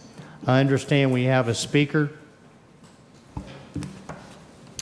Yes, sir. And just give me one, can I just say something first? Yes. Marcia? I just also want to make sure that we limit our conversation, the deliberations on this item, just to a rental fee for, under here it says softball, baseball field, Mayor Halsey is talking specifically about Nance Field, and not to allow the conversation to dovetail into whether or not we should enter into contracts with any specific organization or not, because that is not what's on the agenda. It is just about establishing a fee for the rental of certain parks. All right. And again? Yes, Stephanie Clemens. Ms. Clemens, would you come to the podium, state your name and your address? My name is Stephanie Clayman. I'm at 713 Santa Rosa Drive. To take what he said into account, I'm just here to speak in favor of a field rental schedule for the city of Hazlet, speak on behalf of over 40 families who are interested in the next level of baseball and youth competition. That's something that our organization provides through a private facility right now. However, our mission and goals are to build strong community relationships, and our families have all agreed and praised us on that. So I know I can speak for them in asking for this partnership that I find mutually beneficial to our families for a local practice location, as well as the city of Hazlet. Very good. Thank you, ma'am. In your package, there are two ways that we find predominantly that public fields are rented, particularly I'm talking specifically athletic fields, are rented, and it is either by a per player and a fee for that duration of time, or by the hour for the entire, no stipulation on how many players are out there. So right now, very specifically, administration is asking with regard to Nance Field, this would be a rented, and it will give them priority use to those folks for X number of hours to anybody. This would be for anybody, not any specific group right now. So it's not a particular contract in place. What would be your terms and conditions to rent a ball field, specifically Nance Field? Mayor Halsey. Yes. I think, in my opinion, this is something that definitely the city needs from an aspect of, expanding the sports and things of that sort. Now, obviously, the organizations are irrelevant when it comes to what we're talking about today, but I truly think that, if we can come to what a certain dollar amount would be for this rental, I mean, having an ability for the city to rent out our parks to people who want to utilize them at a benefit that would be monetary for the city to help combat the cost of operating and controlling them. I don't see why this is a bad thing for the city. It would just be less of, what we agree on term-wise is 125 is fair or 100 is fair. I mean, because we want to make it to where it's, community to be able to benefit from it. So, I mean, weigh in the balance of, yes, we don't charge a lot, and I don't want to start charging a lot until our facilities can match, the price. If our facilities match the price, that works. What we currently have is kind of what I'm basing our cost on. And I think, Mr. Page, are we discussing the dollar amount for this? Yes, you are. So That is the purpose of tonight. Okay, just based on, so with that being said, I think, 100 sounds fair. It's a nice even round number. And again, when it comes to these rental agreements, this is like a per season basis, I'm assuming. It's not like a calendar year, or is it for a calendar year? No, this would be for a seasonal basis only. Okay. So that's why I'm calling it interim policy. You're not making this decision for an entire year or to give a contract for an entire year. We have a request, multiple requests, but one has responded, and we need some, and the request is for August through the end of October, and that's their request. And we need some guidance. What are the terms and conditions? The ordinance opens it up to rental, but I need some terms and conditions. So just to be clear, I'm in favor of establishing a softball, baseball field rental fee. I don't think it should be restricted to Nance Field, or maybe it should. But I think there's a lot more information needed to make that decision. I know I reached out to a few surrounding cities. Saginaw only allows their softball field to be rented. Justin has 4 fields, but it only allows it to be rented on Sundays.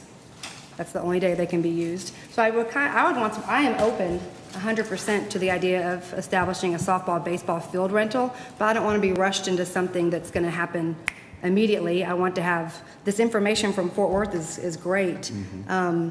And I'd like, to see what Justin, Saginaw, I know you mentioned Trophy Club or Keller, and see what they do and what works best for Haslett. Because currently, like you said, the only thing we have is the community center rental, and that's just for one day. So this would be something that would go under this rental of city facilities, but have to be very specific to our unique situation in the fields that we have.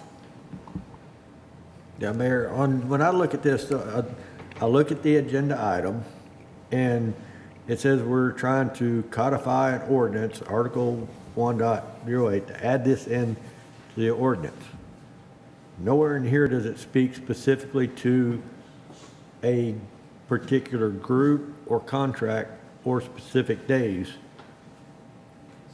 And based on conversations in executive session, once we add this to the ordinance, then it just falls back to city administrators are going to go work contracts with whoever wants to use these fields at a given rental price based on what's in the ordinance.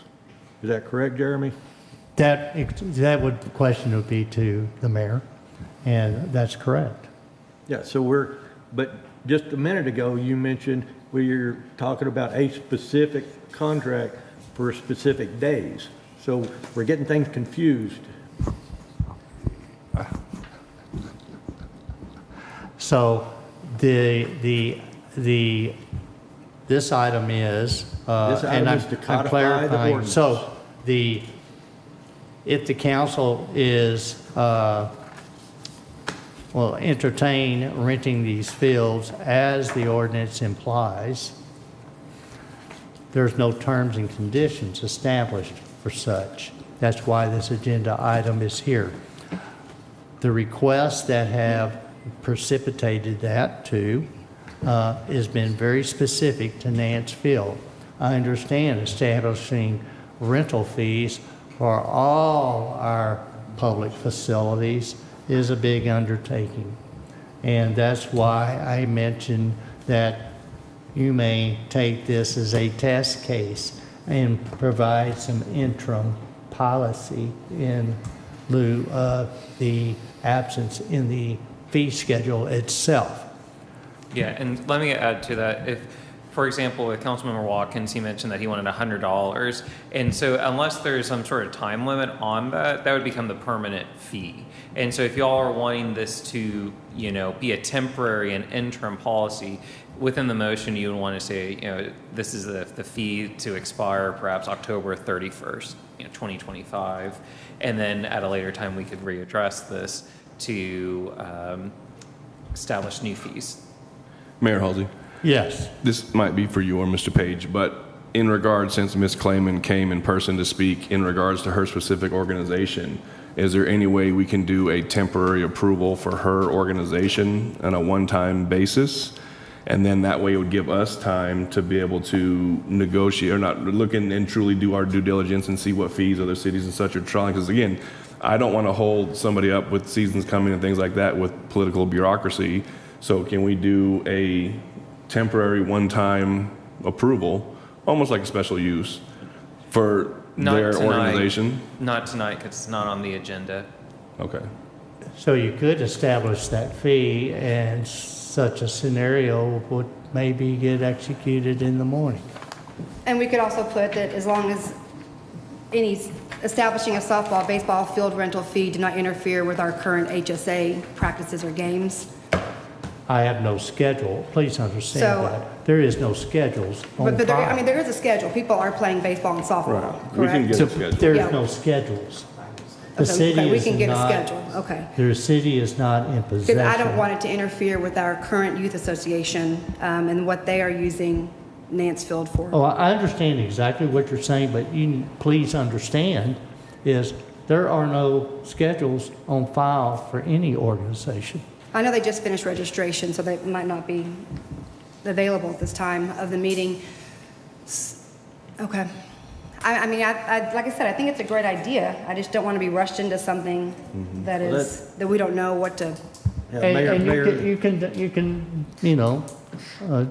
deny it. Mayor, the way I look this, in the packet we received on Friday, there was no information with outside organizations, what fees are, really what this was, other than, hey, we want to add something in about softball and baseball fields. So there's very little data to look at, review, Well, educate myself about. it was intended without regard to who the organization is. These are public facilities, irregardless who it is, non-discriminatory, is what's the fee? So What's the term and conditions? No, I understand that, but even the handouts, City of Hazlet, Nance Field, and City of Fort Worth, schedule fees. I mean, there's nothing in there dictating, a particular organization. I mean, we were just given this information 5 minutes ago. That's really not enough time while we're even in discussions to try to review this and then come up with a decision. You're giving it That's to what you. I'm saying. Yeah, I understand exactly what you're saying. I understand what you're saying. It's just, this has been out there since 2013 with no definition to anything. So, Mr. And, it's often when something arises, a request or, a desire from an outside entity, well, we'd like to rent your facilities. How much is it? Okay, well, here it is.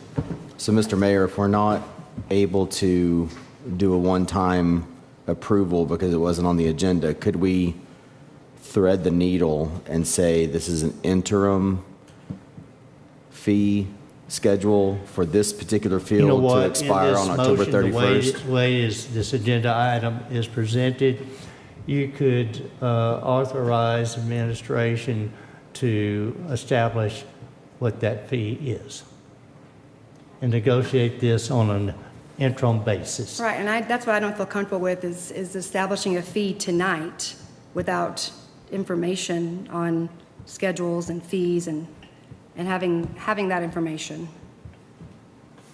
I agree, the ordinance needs to be codified. So do you Should we understand have what I just said? a workshop to discuss how that fee schedule would look? And is that for Nance Field only, or that's for all our fields? I think All of all, them? I think all. Okay, all right. So bringing, again, very specifically, if I would ask that you consider Nance Field in and of by itself, give administration, if you don't want to set that, the administration can, and the administration has heard all the council's desires. But nonetheless, but if you don't want to, just go ahead and deny it, and we'll take this up and establish workshops for the future. Mayor Halsey, I'd like to make a motion Make a motion. to continue the action of the item of establishing a softball and baseball field rental fee to the August 4th meeting.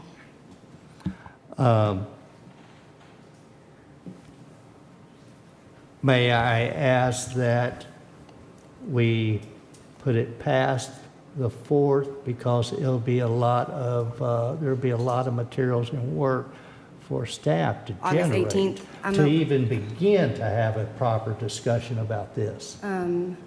Yes. So how about within, say within the next 2 months?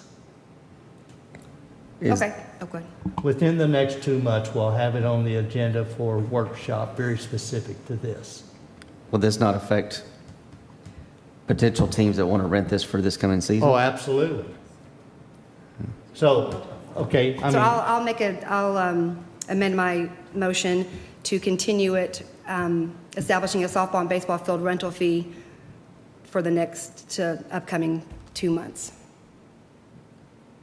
To be is that right? all right. to be So the brought back in the motion- next 2 Let me months. repeat the motion. Correct me if I'm wrong. Motion is made to have a workshop within the next 2 months to address terms and conditions for all park facility rental. Is that correct? Or very specific to ball fields? I don't know about a workshop. I did say the word workshop, but I'm thinking if we get the information, we could just have it at a future agenda or a future city council meeting the next 2 months. So not a workshop, so Well, oftentimes these council meetings turns into workshops. true, that is But I accurate. would think it'd be appropriate to have a workshop. We'll see if someone seconds that then. I just think we should, my motion is to continue the softball and baseball field rental fee to a future city council meeting when staff is prepared. Could we select a date for that just so we can solidify exactly which council meeting? Well, that's why I'm asking for within 2 months, because that gives staff has a Yeah, lot within 2 months is of great. work to do. Yeah, within 2 months. Okay, the is motion is to have motion is made to have a workshop. No, the motion is made for a continuance of this item to a future council meeting in the next 2 Of months. this item. Correct. Okay, the motion is the continuance of this item within 2 months to have a workshop. Nothing about workshop. It's just the continuance of this item within 2 months. So to repeat, the motion is made to have a continuance of this item within 2 months. Is there a second? There is no second. The I'll motion second that, Mayor. fails. We got to, either. There's no time limit on a second. You gave us 3 seconds, dude. Yeah, I second it. God, man. Well, let's, second or not, I didn't hear a second until. Mayor you made- Halsey, I'll second it. Thank you. I'll make sure I do it within a second of you speaking now next time. Thank you. Sometimes I don't know how to interpret these pauses. Yeah. Very good. So it is seconded. Any further discussion? All in favor? Motion passes, is unanimous. All right. Okay, so there would be So administration will not receive any guidance on terms and conditions tonight. Is that correct? Is that correct? We were only able to do this one thing, right? So, no, that's, I mean, so that answer is no. Mayor, I didn't hear what you said. I'm sorry. I said the administration is not going to receive any guidance on terms and conditions on any interim level or not. Correct. We've continued. Nice. Yes. Okay. Very good.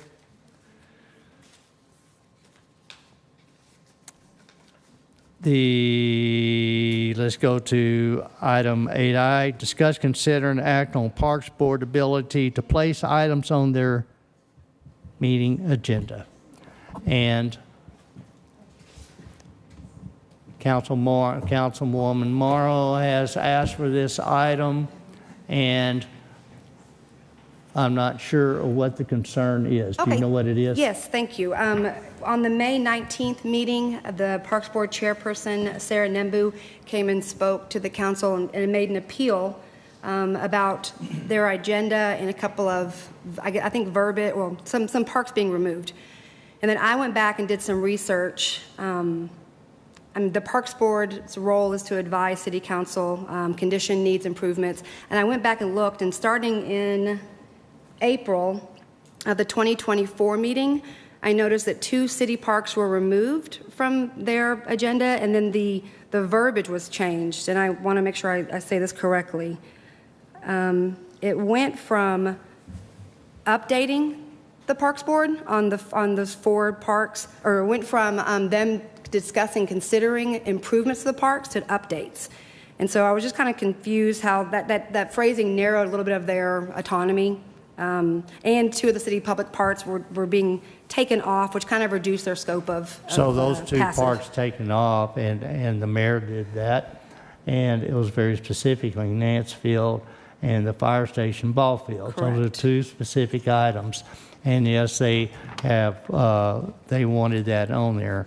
Well, those 2 fields are administered by the city and the city council, or administered by the city, but through the city council's terms and conditions by contract. The board does not even get involved in those contracts. The city council does. But if they want to make improvements to the parks. But also the improvements, as I have communicated with Ms. Nimbu and the board, is that these particular parks and the improvements are capital intensive. As an example, $2.5 million investment just behind the fire field itself. And all the improvements have been done in the last 2.5 years, by the way, parking lots, roads, and all the improvements that we see out there. Over the last 15 years, nothing had been done out there. I was on the Parks Board for 18 years, and we did a lot of work at all the fields. So there have been things that have been done at the fields. And so sometimes when a group or an organization will come and ask for something small, since it's not on their agenda, they can't even discuss it. They can't even. We are entrusting them to carry out their full responsibility as a Parks Board and Advisory Board, and I feel with those 2 parks not on their agenda, we're not really giving them the input that they have given us in the past. So you're proposing to let them put that on their agenda? I can make a motion. I don't know if anybody else wants to talk. Absolutely. We'll go right ahead. Go ahead and make the motion. Okay. I would like to make a motion that requests 2 items. The original language, including discussion and consideration regarding improvements, be restated, and that all 5 city parks are explicitly listed on the agenda. I second. Great. Good job. Right on, got you, brother. All right. Motion is to help me repeat that the Nance Field and Fire Station Field parks be placed. I can even give you just a copy of it since I printed it out, so I would make sure that I would have it. Yeah, if you'd let me have that so Yes, I can sir. read it. Yes, sir. Mr. Mayor, Yes. what are the 5 city parks that we have? Say it again. What are the 5 city parks that we have? I didn't know that there was 5 in our city. Well, we have Community Park, we have Gamble Park, we have Dance Field, we have Fire Station Fields. That's 4 parks. And then they have Veterans Memorial listed as their 5th. It's not a park. Then we It's a can- garden. Then that's something maybe that I should amend, but I have all 5 parks listed, and that one has been on there, so I'm There's not 4 sure when it was parks. added. Mr. Tucker, do you know when it was added? I don't know, I didn't look at that. I don't understand. The park board is one that gave direction on Memorial Garden. Is that, Do what now?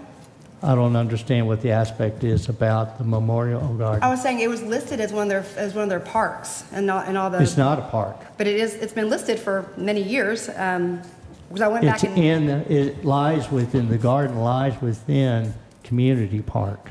I agree with you. I'm just saying that in the Parks Board agenda, I went back and looked from April 2024 on, it's listed as the original, those 5 parks, and then 2 were taken off. And so there are only 3 now. Well, that's whatever that is wrong. Okay. That would be corrected. Okay, may I have your printout? Oh, I guess I'm sorry, it's torn. Mr. Mayor? Yes. May I address Zach?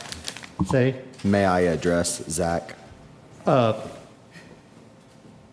Just for Let clarification. me get a motion, let me get a second to this motion, then we can discuss He already the seconded motion. it.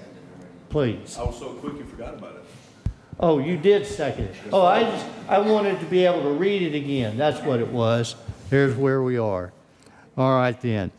Okay, the motion and second, and we have your discussion, is the original language, including discussion, consideration regarding improvements being reinstated, and all 5 city parks be explicitly listed on the agenda. I know that I can list 4. The garden lies in the community park. But nonetheless, we'll get there. All right. There was a second Yes. discussion. Please. Zach, I recently learned your question. I had the same question. I didn't know we had these parks. But the one big one over here is actually listed as 2 separate parks. That's where the difference came from me that I learned. I guess I thought that was one big community I did park. too. I didn't know there was 2 there, and so. It is Gamble not. Park is the Gamble, small children's park near 156. and it was a Gotcha. grant that we received specifically for a passive park. So that's the difference. Then the larger part where the pavilion is and this golf course is community park. And then you have Nance, and then you have the firehouse. So those are the 4. That's the 4 parks. Very good. May I, all right. There's a motion and second on the floor. All in favor? Aye. It's unanimous. Thank you, council. All right, then. Executive session, we have no need to go into executive session. 10 is mute. Here are the future agenda items that will be coming. And may I have a motion to adjourn? Before we adjourn, the future agenda items, I was going to, I had a question. Are we on that right now? Yeah. Okay. On our May meeting, it had the Haslett TRA metering station project. Is that finished or will that be brought back? Because it's not on this future agenda item. That'll be engineering is coordinating with the city of Fort Worth to acquire a right-of-way. So every time they put that on there, they end up, I need to push that out. Okay. So it's a coordination issue with another city. Perfect. And the other one was the Stream Realty Developer Agreement, was a future agenda item in May. So That is coming also. We've been communicating with Stream to develop that developer agreement. The city sent the first draft approved, and, it goes through legal. Yeah, I'm reviewing it right now. So it might not be on the next meeting, but it It is still might not. future. Okay, thank you. Yes, but it is coming. Very good. Any other about that? What's the status on the Freeman Toyota? I see this on Future. Is there an update on that coming? Those items are coming. I can't tell you that they're coming next meeting, but all those items are on their way.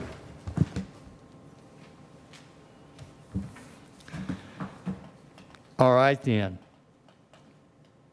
Item 12, adjourn. Mr. Mayor, sorry. I Yes. did just think of one thing. Since we are now back in the Metroport Chamber of Commerce, the Hazlet City is going to be recognized at the next luncheon, which is on August 13th. And so we'd like to have a good showing, if we can, of council and staff, that sort of thing, because they'll recognize us that day. Very good.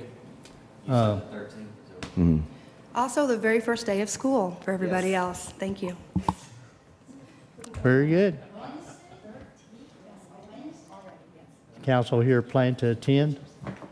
Yes. Good. All right then.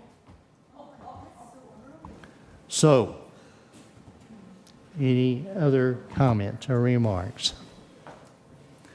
Item 12, may I have a motion to adjourn? I will make a motion, we adjourn. Second. There is a second to adjourn. All in favor? Aye. Thank you.